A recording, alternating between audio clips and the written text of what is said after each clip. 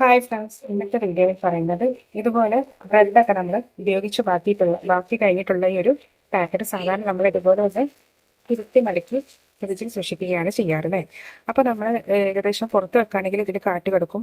അതുപോലെ തന്നെ ഫ്രിഡ്ജിൽ വെക്കുകയാണെങ്കിലും തീർച്ചയായും ഇതിൻ്റെ തണുപ്പൊക്കെ ഇതിൻ്റെ ഉള്ളിലേക്ക് നന്നായി ഇറങ്ങിപ്പോകും. അപ്പോൾ ആ ഒരു ഫ്രഷ്നെസ് തന്നെ നമുക്ക് സൂക്ഷിക്കാൻ പറ്റുന്ന ഒരു ടിപ്പായിട്ട് ഞാൻ ഷെയർ ചെയ്യുന്നത്. ഇതുപോലെ ബാക്കി വന്നിട്ടുണ്ട് ഏതൊരു പാക്കറ്റുകളും നന്നായി ഒന്ന് മടക്കിയെടുക്കാം. ഇതുപോലെ ഓരോന്നായിട്ട് ഇതുപോലെ ഒന്ന് മടക്കി കൊടുക്കാം. ഇത് കാറ്റ് കയറത്തക്ക വിധത്തിൽ ഇതുപോലെ ഒന്ന് ജസ്റ്റ് മടക്കി കൊടുത്തതിന് ശേഷം നമുക്ക് ഇതുപോലെ ഒന്ന് മടക്കി വെച്ചതിന് ശേഷം നമുക്ക് നമ്മുടെ പെന്ന് ഉപയോഗിക്കാത്ത പെന്നിന്റെ ഏതെങ്കിലും ഒരു ടോപ്പ് മൂടി, ഇതുപോലെ ഒരു മൂടിയൊക്കെ ഉണ്ടെങ്കിൽ നമുക്ക് ചെയ്യാൻ പറ്റുക. അപ്പൊ ഇതുപോലെ നന്നായി മടക്കി വെച്ചതിന് ശേഷം ഞാനിതാ ഇതിന്റെ ഉള്ളിൽ ഏകദേശം ഇതുപോലെ കാറ്റുണ്ട് കേട്ടോ.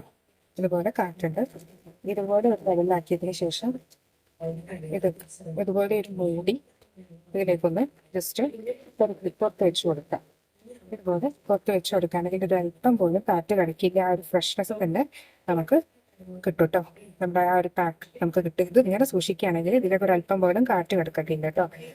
അതുപോലെ തന്നെ നമുക്ക് നമ്മുടെ ഇതുപോലെയുള്ള ഏത് തരം പാക്ക് ആയിക്കോട്ടെ, ഇത് അതുപോലെ തന്നെ നമുക്ക് ചെയ്തെടുക്കാൻ പറ്റും. അത് ഇതുപോലെ ജസ്റ്റ് ഇതുപോലെ തന്നെ അടപ്പത്തതിന് ശേഷം ഇതുപോലെ മടക്കി വെച്ചിട്ട് നമുക്ക് ഒന്നെങ്കിൽ ഈ ഒരു മൂടി കൊണ്ട് ഇതിലേക്ക് വെച്ച് കൊടുക്കാം, അല്ലെങ്കിൽ നമുക്ക് ഈ ഒരു ഭാഗം ഉരുക്കി കൊടുക്കാം കേട്ടോ. ജസ്റ്റ് ലൈറ്റ് കൊണ്ട് ജസ്റ്റ് ഒന്ന് കത്തിച്ച് കൊടുത്തിട്ടുണ്ടെങ്കിൽ ഈ ഭാഗം ഉരുക്കി വെച്ച് കൊടുക്കാം. അതിനുശേഷം ജസ്റ്റ് നമുക്ക് ഏതെങ്കിലും ഒരു നമ്മുടെ പ്ലക്കറൊക്കെ ഉണ്ടെങ്കിൽ ജസ്റ്റ് ഇതുപോലെ ആക്കി കൊടുത്തിട്ടുണ്ടെങ്കിൽ ആ ഒരു അല്പം പോലും കാറ്റ് കിടക്കാതെ നമുക്ക് സൂക്ഷിക്കാൻ പറ്റും. അല്ലെങ്കിൽ ഇതുപോലെ ഒരു മൂടി വെച്ച് കൊടുക്കാം. അപ്പോൾ ഇതുപോലെ ചെയ്യുകയാണെങ്കിലും നമുക്ക് ഏറ്റവും നല്ല അതാണ്. ഇനിയിപ്പോൾ ഈ മൂടി ഇല്ലയെന്നുണ്ടെങ്കിൽ നമുക്ക് സ്ലൈഡ് ഉണ്ടാവും. പഴയ സ്ലൈഡൊക്കെ ഉണ്ടെങ്കിൽ ആ ഒരു സ്ലൈഡൊക്കെ നമുക്ക് ഇതിലേക്ക് കുത്തി വെച്ച് കൊടുക്കാം കേട്ടോ. അപ്പോൾ ഏത് തരം പാക്കറ്റായാലും നമുക്കിതുപോലെ ചെയ്യാം. അപ്പോൾ ഇനി അതുപോലെ തന്നെ ഈ മൂടി കൊണ്ട് മറ്റൊരു ഉപയോഗം കൂടി ഞാൻ കാണിച്ചു തരാം.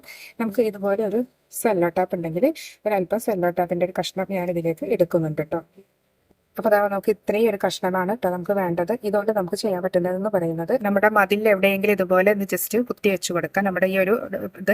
അതിനുശേഷം നമുക്ക് ഈ ഒരു സെല്ലോ ടാപ്പ് വെച്ച് ജസ്റ്റ് ഒന്ന് പ്രസ് ചെയ്ത് കൊടുക്കാം.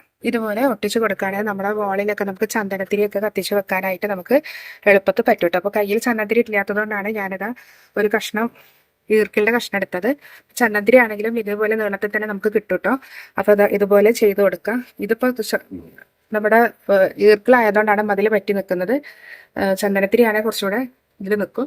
അപ്പം നമുക്ക് ഇതുപോലെയൊക്കെ ചെയ്തെടുക്കാം. അപ്പം ഇതുപോലെ ഇനി പെന്നിൻ്റെ മൂടിയൊന്നും കളയണ്ട, ഒരുപാട് യൂസ്ഫുൾ ഇതുകൊണ്ടുണ്ട്. അതുപോലെ തന്നെ നമ്മുടെ പാക്കിൽ മൂടി തന്നെ ആണെന്നില്ല, നമുക്ക് ഹെയർ പിൻ ഉണ്ടെങ്കിൽ അതായാലും മതി കേട്ടോ.